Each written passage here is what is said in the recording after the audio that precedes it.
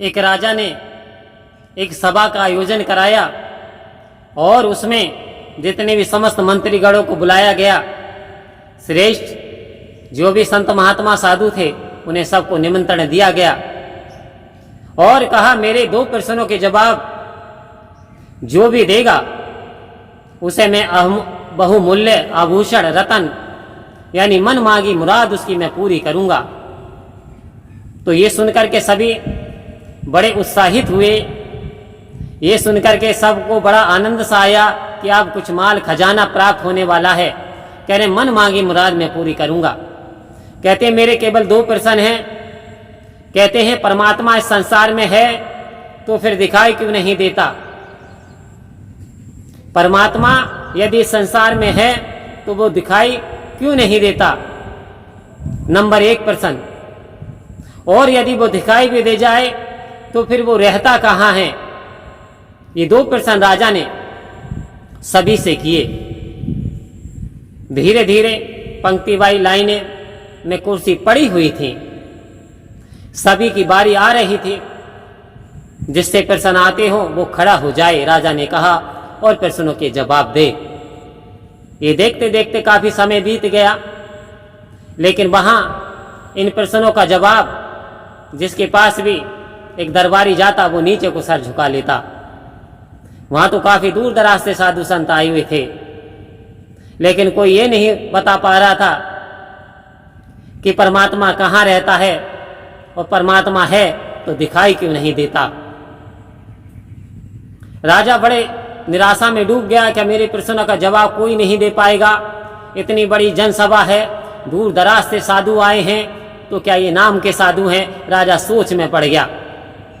लेकिन अचानक जैसे ही राजा सोच में पड़ा हुआ था, एक नवयुवक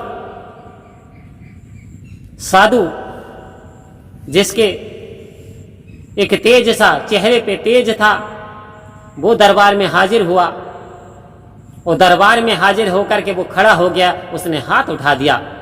राजा को अब कुछ आस लगी। राजा ने पूछा क्या आप मेरे प्रश्नों का जवाब देंगे?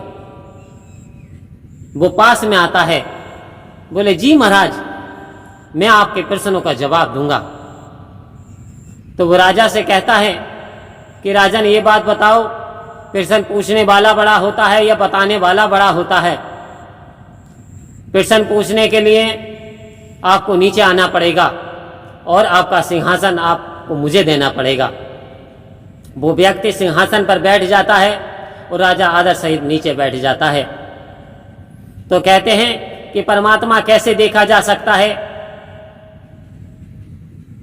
बोले राजन परमात्मा देखा जा सकता है। बोले कैसे? परमात्मा इस संसार में है तो दिखता क्यों नहीं? बोले दिखाई देगा। वो राजा से कहता है कि देखिए दूध लेकर के आइए। उसने 10 लीटर दूध मंगाया। राजा से कहा इसमें झांकिए, कुछ नजर आ रहा है। कह रहा दूध ही दूध नजर आ रहा है। फिर उसने उस दूध का जो दही जमवाया, और जैसे दही जमवाया, दही जमाने रख दिया गया।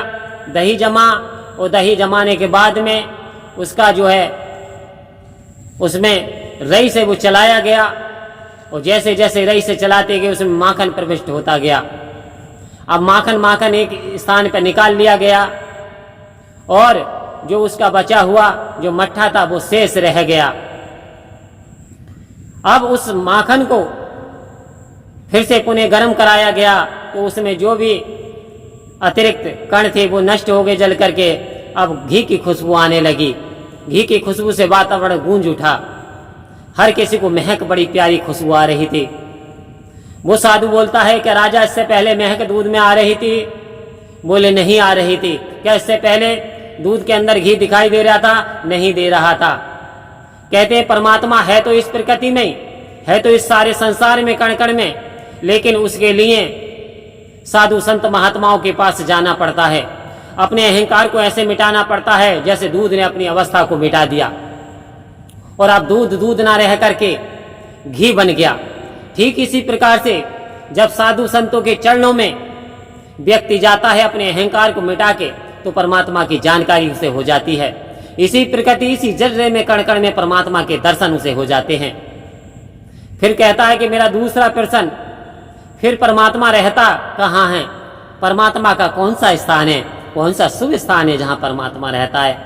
तो जानकारी की बात आती है तो कोई साथ में आसमान पे बता देता है, कोई कहीं बता देता है। लेकिन व्यक्ति ने कहा परमात्मा तीन काल है सत्य तू मिथ्या है संसार। तो कह रहे तीन काल आदि अनादि, हर काल में परमात्मा है और परमात्मा से कोई ऐसा पूरे संसार में कोई ऐसा स्थान नहीं है जहां की परमात्मा विराजमान ना हो। लेकिन परमात्मा हमारे बहुत करीब है, हमें ही नशे में हम चूर रहते हैं, इसलिए परमात्मा हमसे दूर रहता है। जब हमारे अंदर अहंकार का आंखों से पर्दा हट जाता है, हमारे समक्ष परमात्मा प्रकट हो जाता है। वो कहता है राजन, जैसे एक कमरा ले लो, अंधकार रूपी कमरा है, अंधेरे से भरा पड़ा है, लेकिन जैसे ही उसमें मोमबत्ती जला दी जाती है प्रकाश उत्पन्न हो जाता है। राजा, क्या प्रकाश कहीं बाहर से आया? प्रकाश तो उसी कमरे में था, लेकिन प्रकाश प्रकट क्यों नहीं होया था? क्योंकि अंधकार था। परमात्मा हमें दिखाई क्यों नहीं देता? क्योंकि हम अज्ञान में फंसे पड़े हैं। जैसे ही अज्ञानता खत्म हो जाती है, जैसे ही अहंकार नष्ट होता है, निरंकार प्रकट हो जाता है। तो परमात्मा कण कण में व्याप्त है, जर्रे जर्रे में है। तब उन्होंने जाकर के वास्तव में एहसास किया कि वास्तव में संसार में परमात्मा रहता है और परमात्मा को देखा भी जा सकता है, लेकिन ये सतगुरु की कृपा से। तो आओ संत महात्माओं, सतगुरु यदि हमारे जीवन में आ जाएं तो समझ लें हमारे जीवन के बारे न्यारे हो गए, क्योंकि जब सतगुरु की कृपा होती है तो इस आत्मा का कल्याण हो जाता है।